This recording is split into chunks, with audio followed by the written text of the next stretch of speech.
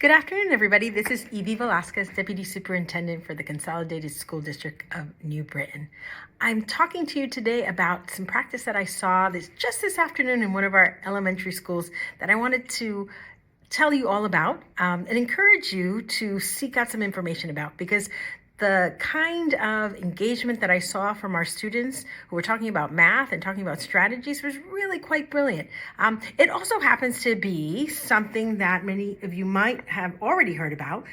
It's a concept that comes out of thinking classrooms, and it is about vertical workboards. And so I have a couple of pictures to share with you, a little bit of information about how it works just from seeing it in action.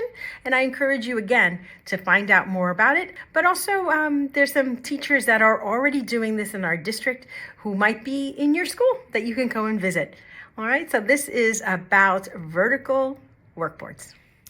In the book, Building Thinking Classrooms in Mathematics, Grades K-12 by Peter Liljedahl, in Chapter 3, they talk about these vertical classrooms. And actually, they talk about a lot of different modes that students can engage in the task of problem solving in the classroom. But they specifically talk about this vertical workboard as being something they found the most success with. And so this comes about because there was a teacher, and this author talks specifically about how engaging it is when students stand up.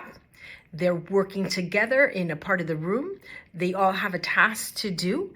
And what they found was that every student seems to be contributing more than your traditional sit at a table and talk, or even sit at a table, open your notebook and work on this problem, right? So what vertical workboards are able to do is to up the engagement, the participation of each of the members of a particular team that's problem solving, but it's also a way for teachers to come around and work with those students and have the learning or the productive struggle or the problem solving be very apparent, because all of their thinking is right on that workboard, right? And so think about this, right?